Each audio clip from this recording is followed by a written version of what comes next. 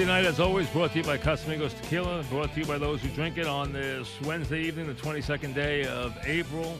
Draft tomorrow. We'll be on 6 to 7 tomorrow with a draft preview show before the coverage begins at 7. Same thing Friday, 6 to 7. Coverage begins at 7. We welcome in Albert Breer tonight, and we'll kick some stuff around the league. Albert, welcome. What's happening? I'm good, Mike. What's going on? All right. Tell me what you're hearing. What's the latest as we get, you've had so much time to get into this one event. You got so much that everyone's, zeroing in on. Ratings will be off the charts high. I mean, you got a captive audience, to say the least. So I think the ratings will be the highest they've ever been. Not only for the draft, they will be incredibly. I think people will be amazed how high the ratings will be. They will be enormous. The ratings for this event, especially the first round. But what are you hearing? What's the biggest buzz you hear that you believe? Well, I think the offensive tackle position is going to sort of paint a picture for the first round. And I think there are three reasons for it. One, it's a good year at the position. Two, there's an enormous need for offensive linemen across the league in general. And we've seen that in how, some average to good linemen have gotten paid free agency the last few years. And then number three, because of the situation that our country's in and because teams can't do 30 visits and they can't do private workouts, I think there's going to be sort of a risk-averse first round. And so, I know a lot of teams look at it and say, the thing you can do to mitigate risk is to take big men. They're less of a projection. You can see more on tape. And so, I think we're going to see a fair amount of offensive tackles go in the first round. It could be as many as 8 of them. And, I think the first – Eight offensive tackles in the first. What do you know what the record is in the first round for offensive tackles? I'm not sure. I'm not sure what the record is. I don't. But that sounds like a lot. 8 sounds like an amazing amount. I'll tell. Yeah, I mean that's a quarter of the first round, and so I think you'll have 4 off the board in the first 10 or 11 picks, and that's Tristan Wirfs, Jedrick Wills, Mekhi Becton, and Andrew Thomas, and then I think beyond that you're gonna have this second group, which is Austin Jackson, Josh Jones, Isaiah Wilson, and Ezra Cleveland. And, I think all 8 of them could wind up going in the first round. Wow, that's amazing. You could even get a 9th offensive lineman, too. The Michigan center, Cesar Ruiz, could go in the first round as well. And so, I think it's sort of a convergence of a bunch of different things. But, certainly I think in the top 10, a lot of what happens is going to be sort of guided by where the tackles go. And then, beyond just that, because, of the circumstances, I think you get the next group that gets pushed up a little bit too, where the second run on tackles, I think, could start as early as in the teens. Tua has been one of the oddest players to come into the draft in decades. First of all, his career was very odd. It started odd. It ended odd. His numbers for his career are brilliant. His wins are brilliant. Everything's brilliant except the fact that he's been hurt 4 or 5 times. There's rumors about other injuries now. We know that. There's rumors that he's off multiple boards, okay? No one knows what the truth is. We know that. And you're dealing with something where everybody's examination could yield something else. We know that, okay? One guy can like the hip. One guy doesn't like the hip. One guy thinks, I'm not worried about these injuries. I'm worried about these injuries. Okay, there's a lot to get to there. And then he doesn't do well on the Wonderlic, which, again, just throws more confusion in there. On top of it, you hear Saban talk about how he's a once-in-a-million player, okay, and how special he is, and someone's going to make the same mistake that he made with Drew Brees and all this stuff, okay? So all that thrown in the pot, where does he wind up being drafted? If he gets past 6, I think it becomes very uncertain. I don't think the Dolphins take him at 5. Nobody. First things first. Nobody trades up to 3 to the Lions for him. You don't think that happens? I don't. As of right now, I don't think so. Okay. As of right now, I know the Lions had trouble drumming up a market for that pick, and ultimately, I think that it's going to sound strange, Mike, but the tackles are hotter than the quarterbacks right now. And I think, when you look at the 2 quarterbacks, there's a lot of mystery over where each of them are going to go. And so I think what's fascinating is is if either one of these guys make it past the Chargers at 6, I look out because I don't know. So you think they could fall a lot? Okay. So now, do you? You remember this, Mike? You remember this, Mike? If you go back and you look, this has happened before. Johnny Manziel, Brady Quinn, Aaron Rodgers. Those were guys who, when going in, everybody thought top 10, and those guys, once those guys got past a certain point, all of a sudden, now you, when you get to the teams, you start to run it, and this is traditionally always the way it's worked.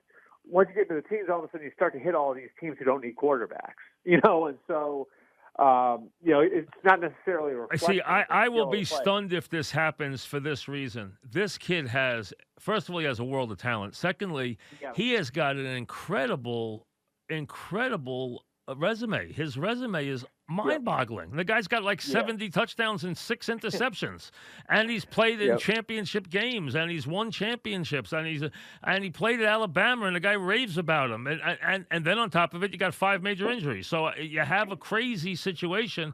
So you think no to 3? Does that mean the Lions take the corner or they take a tackle? I think it's either Jeff Okudah, the corner from Ohio State, or Derek Brown. Okay. So you think they go defense, and then the Giants, you think take an offensive tackle? I think the Giants take an offensive tackle. And who do you think they take?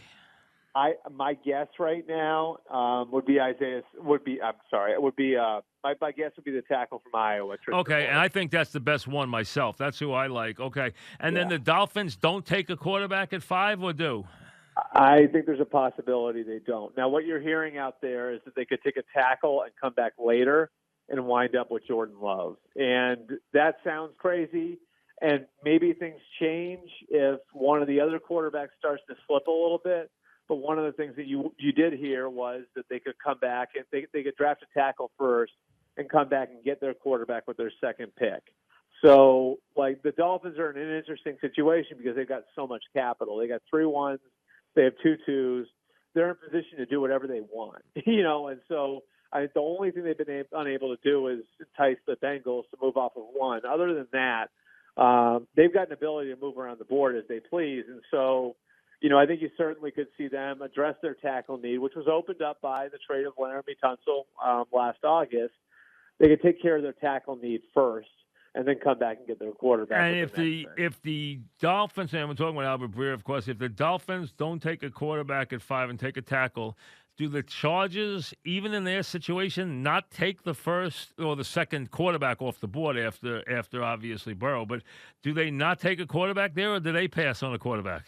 I mean, they've been cagey about it. I do know this. I do know that the medical with Tua has been a point of discussion recently there, and we can't be naive. You think teams are down on Tua now? Do you get the idea teams are down on him? I think it's the injury risk. It's just. It's not. Look, his tape is really good. You mentioned. Do you believe the wrist injury is real or no? Do you think he actually did fracture his wrist or don't? I don't think it's that one thing though. I don't think it's any one injury. And look, the 2 tightrope surgeries.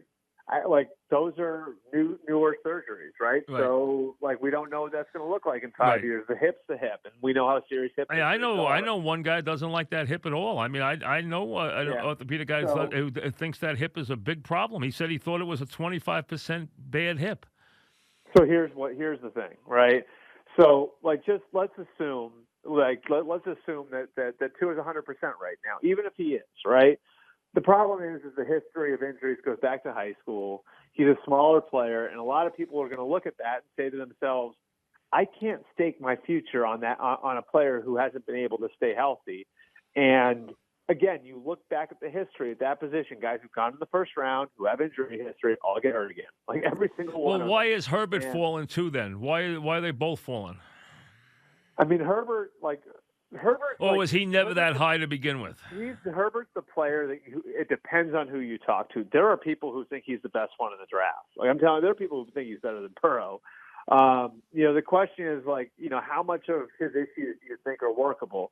And the issues I've heard on him, he doesn't anticipate as well as Burrow or Tua. He isn't as accurate as Burrow or Tua. Well, nobody's as accurate as either one of those two, especially, Burrow and Tua are both incredibly accurate.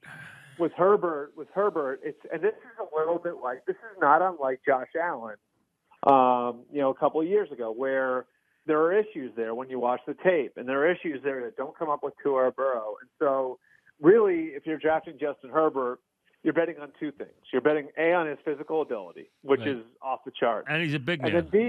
And then B, you're betting on your ability to fix what's wrong. And there are some people who look at things like anticipation and accuracy and say you can't fix that. There are other people who will say, yes, you can fix that if you work on him mechanically. And so that's, again, like Justin Herbert is like a lot of quarterbacks we've seen come into the league that have this sort of physical ability where it's just so much of it comes down to how much of it you think you can actually fix. Do you believe any of these rumors about Gruden and a quarterback? Do you believe any of these rumors about the Patriots and a quarterback? So the Patriots have so many holes, and it sounds weird because they've been so successful, but they've gotten old. The roster, the cap situation is a problem. They're going to be carrying a lot of dead money on their cap this year. My understanding is this year is they're looking at it as sort of a clear the decks year where they can kind of go into 2021 with a clean slate. And they can afford one, that's for sure. Right, and if they can bite the bullet this year. Right. I do think they like Jared Stidham, and they wouldn't be averse to going to Stidham in 2020 and seeing how that goes. If Tua were to start falling, is it the craziest thing in the world that they could take a stab at him? No, because as much as I would tell you that it goes against a lot of the things the Patriots do. He's a smaller player. He's, obviously had the injury history, all that different stuff. I know Bill has the power to take risks, which is a big part of this, right? Because there are some places listen, he can do whatever he wants, yeah.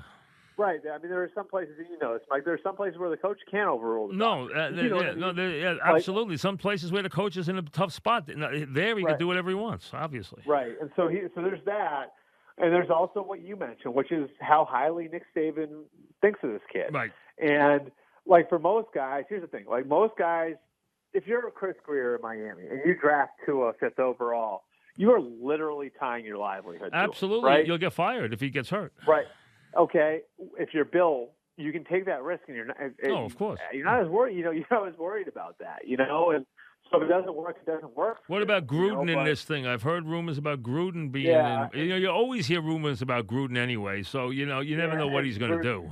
And Gruden's always sort of got wandering eyes when it comes to quarterbacks, right? Yeah. So that's sort of, I think, again, they sort of look at Derek Carr as, he's a nice placeholder. They feel like they can win with him. They'll be looking for an upgrade until they find one, I think is sort of the way you want to look at that. And, Tua has some of the things that Derek Carr doesn't. He moves better. He extends plays better. He's tougher. Gets hurt more, of course. But there's a lot of things with Tua where you can look at him and say you can take hard coaching. There's a lot of things you can look at with Tua and you could say he's got some of the stuff that Gruden feels like is missing in Carr, and so maybe he would take a swing on him. I don't know what Gruden would do if Tua fell into his lap at 12 or 19. But I do know that, other teams sort of have their radar up for Vegas being a potential landing spot if Tua slips a little bit. What about Jacksonville in this whole thing? I've heard Jacksonville wants to trade back out of 9 and maybe trade out to 2021. And, they're another team that's, got a cap problem. And could be trading a couple of their big stars anyway. Right. They got unhappy players there. Right, and this is sort of, I think, and look, I think ownership's driving part of this, where this is sort of they're clear the decks here too, and so, I think that they'd be of a mind to just sort of start building capital, for next year. Right, and you have you have a kid next year at the top of the draft who is a central casting, talent. 6'6", guy with a Hall of Fame grade. He's going to have a Hall of Fame grade. He's going to have an Elway. He's going to have an Elway Luck Aikman grade. Right, and so I think that the Jacksonville's a team where you look at it and say, is that the Trevor Lawrence team? Is that the team that's going to start to set things up where they got a cap issue this year? They got to ride some dead money out. But once they get out of it, maybe they're drafting really high next year and they've got a boatload of picks to put people around him. Definitely I would say there's a perception out there across the league with different teams that Jacksonville is sort of the Trevor Lawrence team going into this draft. We're talking with Albert Breer, of course. Draft tomorrow night. We'll have a draft preview show at 6, and then the draft coverage on the Fan at 7. Same thing Friday night, both nights 6 to 7. Scott Pioli will join me both nights, and we'll have some reporters bouncing in and out too, telling us what's going on. Giants, gun to your head, offensive tackle at 4, right? I think we all think that. You think Wirf's first. Is that what you think? That'd be my guess, and I'll tell you why. I think Becton's too risky. His tape's inconsistent. He's got a weight issue. He fits to some degree what Gettleman's looked for in the past, and that Gettleman likes big players. But I think he's just too risky, especially when you're talking about, setting up a coach with his first draft pick. So I don't think it'll be Becton. I think Wills and Wirfs would both be in play. Any chance he takes one of the defenders? I don't think so. I think it's probably a tackle. And I'll tell you this, but the reason I'm getting them Wirfs is just, you know how the Patriot tree, how they use their coaching connections, right? Yep. And Alabama and Iowa are two programs that are tied closely to that Bill Belichick program. No question. Well, what I've heard is that the Iowa coaches are higher on Wirfs than the Alabama coaches are on Wills. Oh, no question. Listen, they love Iowa loves the kid. They do, and everyone loves Francesa players anyway, so we know that. And he's a good kid, and he's coming from a good program. And God, they've got a long history of producing very good NFL offensive line. Excellent. Yeah, tight ends and tackles are big, and offensive linemen for them. Tight ends and offensive linemen are very big for them. Who's the sleeper player? Who's the player who we may not have heard a lot about, who jumps up the board and goes early? Anybody? There are a couple. I mean, I think so. One guy who, I don't feel like a lot of people publicly have talked about that teams seem to love is a safety from Alabama, Xavier McKinney. He's versatile. He's a great kid. He's smart. He's sort of a 21st century player. Now, he didn't run great in Indy, right? He ran like a 4.6, but the tape is so good this year, and he's able to do so many different things for you. I've heard some Earl Thomas comparisons on him. He is one of these guys that, and I'd say there's 3 in this year's class. Okay, I'd say number 1, Derek Brown is seen as a really clean prospect, a guy who, I think he could wind up with Matt Rule in Carolina. Like, your first pick, just hit it right in the middle of the fairway. Xavier McKinney's another, and then the third would be Kenneth Murray, the linebacker from Oklahoma. Those 3 are really good kids, smart, productive, guys who are going to be leaders in your program, probably captains for you within a few years. And so, I could see. Any chance Love goes really high, that he goes, Love just shocks people and goes before a couple of these other quarterbacks? I'd be surprised if Love went much higher than you've seen him. Now, again, he's the sort of prospect, there's a little Mahomes to him. And, poor man, Mahomes. But there's a little Mahomes in him in that he's, sort of an acquired taste, and certain people like him more than other people. And so, I think the teams that do like him have tried to keep that under wraps a little bit. And in 2017, that led to Mahomes going higher than anybody thought he would, because the Chiefs got wind that the Saints liked him. All right, so, the Jets, I only have 1 minute left, so let me hurry. Number 1, the Jets, do they take the 4th tackle, or do they take the first receiver?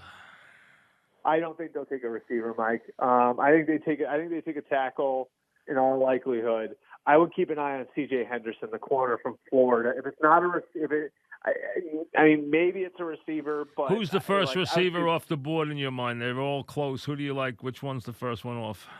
Jerry Jeudy, I would think, is going to be the first one off the board to the Raiders. I think Henry Ruggs and CeeDee Lamb will be right there, though. So all 3 are close. I think all 3 go between 11 and 20. Not impossible the Jets wind up with one of them. I think that Joe Douglas would rather address, I think, what he considers more of a value position. So offensive tackle, corner, I think, could be in play. And one last thing, and listen, we want to hold you this, but I just want to get, because this is really the theme of the day. If you gave me today, and I know how changeable this is, what number does Tua go in a draft? Gun to my head, I'll say 6 to the Chargers. 6 to the Chargers. Thanks for your help. Enjoy your day tomorrow, Albert. Thank you. All right, thanks, Mike. Albert Breer.